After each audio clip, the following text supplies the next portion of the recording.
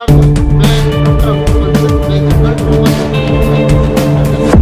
मैं आगरा में SR multi super speciality hospital जो कि नामनेर पे स्थित है वहाँ पे कार्यरत हूँ। मैं आज आप लोगों से हर्निया की बीमारी के बारे में बात करूँगा। बेसिकली हर्निया क्या होता है? हर्निया जो एक बीमारी है, इसमें क्या होता है, हमारी एक एब्नॉर्मल गांठ बन जाती है जो हमें लेटने पे कम मालूम पड़ती, खड़े होने पे ज़्यादा मालूम पड़ती है। ये हर्निया कई तरीके से बनता है, कई जगह का होता है। एक होता है इंग्वाइनल अंडकोश वाला हर्निया जो कि हमारे नीचे की तरफ बनता है, लिंग के पास बनता है। दूसरा होता है एक हमारा पेट से जो बनता है जिसको हम वेंट्रल हर्निया कहते हैं। एक तीसरा बनता है इंसिजनल हर्निया जो कि ऑपरेशन के बाद बन जाता है। एक एपिगैस्ट्रिक हर्निया होता है जो पेट के ऊपर के भाग में बनता है। एक होता है लंबर हर्निया जो साइड में बनता है। तो हर्निया के कई सारे प्रकार हैं जो कि हर्निया बनाते हैं। हर्निया बेसिकली होता क्या है? हर्निया ये होता है कि हमारे पेट के अंदर जो आते हैं वो आते हैं और अंदर पेट का जो है वो उस एक छेद हो जाता है या एक रास्ता चौड़ा हो जाता है, जो हमारी मांसपेशियां हैं उनमें उनमें जगह बन जाती है। वहां से जो आते हैं वो बाहर आना शुरू हो जाती है और एक उभार आके हमारे शरीर के ऊपर दिखता है जिसको हर्निया कहते हैं। जैसे कि अगर आप इंग्वाइनल हर्निया की बात करेंगे या फिर आप आंतकोश वाले हर्निया की बात करेंगे तो वहां पर भगवान ने हमें एक झिल्ली दी है पेट के अंदर। उस झिल्ली में एक छोटा सा छेद दिया है, उससे पेट से एक नलियां निकल के हमारे पोते में जाती हैं, वो आंतकोश के अंदर जाती हैं। कई बार वो जो छेद जो छोटा होता है वो कई बार बड़ा हो जाता है और उसमें से आंतें भी पेट से निकलकर हमारे आंतकोश में जाने लगती हैं या मोमेंटम जाने लगता है। उस बीमारी को इंग्वाइनल हर्निया कहते हैं जो कि आंतकोश का हर्निया है। दूसरा जो अम्बलाइकल हर्निया है, अम्बलाइकल मतलब हमारी टुंडी पे हर्निया बन जाता है। टुंडी में हमारे में जो हमारी नीचे की मसल्स होती हैं वो सेपरेट हो जाती हैं और वहाँ पे छेद यहाँ पे जगह खाली होने के कारण जो हमारी आंतें पेट के अंदर रहती हैं वो उसके अंदर से निकलने लगती है और टुंडी हमारी बड़ी हो जाती है। ये आपने नोटिस किया होगा, किसी आदमी टुंडी बड़ी, उसको टुंडी का हर्निया होता है जिसको कहते हैं अम्बलाइकल हर्निया।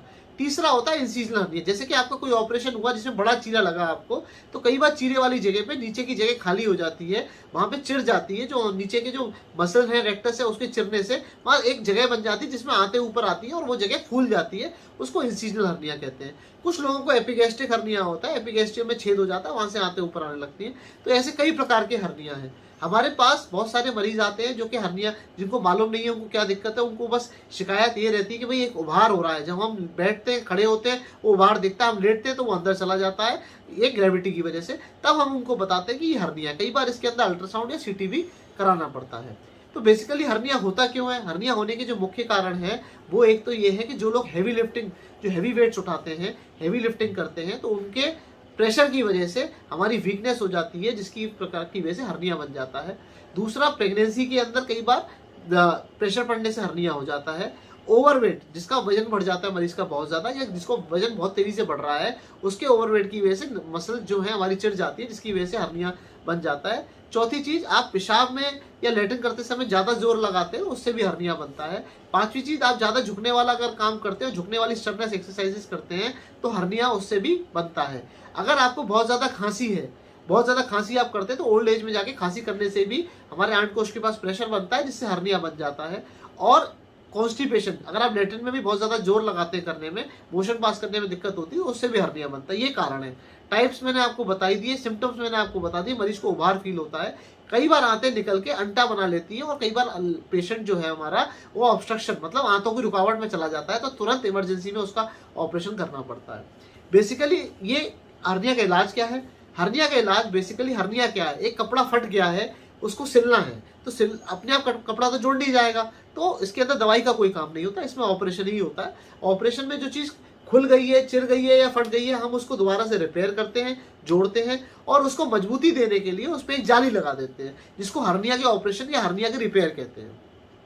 ये ऑपरेशन, हर हर्निया का अलग ऑपरेशन होता है। ये जनरली दो प्रकार से होते हैं, या तो ओपन या चीरे वाली टेक्निक से होते हैं या फिर दूरबीन या लेप्रोस्कोपी से होते हैं। आजकल बहुत ज्यादा चीरा लगाने की जरूरत नहीं पड़ती है, छोटे से छेद से पूरा हर्निया का ऑपरेशन संभव है। बड़े बड़े हर्निया भी आप छोटे से छेद के द्वारा से हो जाते हैं। तो लेप्रोस्कोपी के क्या फायदे हैं ओपन सर्जरी के ऊपर? भाई दूरबीन द्वारा एक तो पूरा चीरा नहीं लगाना पड़ता, जैसे हर्निया में आपको काफी बड़ा चीरा लगाना पड़ता है, इसमें चीरा नहीं लगता, छोटे से 5 और 10 mm के छेद से पूरा ऑपरेशन हो जाता है।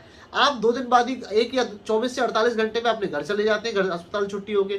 दवाई आपको कम खानी पड़ती है, इन्फेक्शन के चांसेस कम होते हैं। इस ऑपरेशन में दूरबीन वाले में ब्लीडिंग के चांसेस कम होते हैं, पेशेंट को दर्द कम होता है, जाली इसके अंदर बड़ी लग जाती है, तो दोबारा होने के रिकरेंस के चांसेस कम हो जाते हैं। पेशेंट अपने काम पे बहुत जल्दी लौट आता है ओपन सर्जरी के मुकाबले।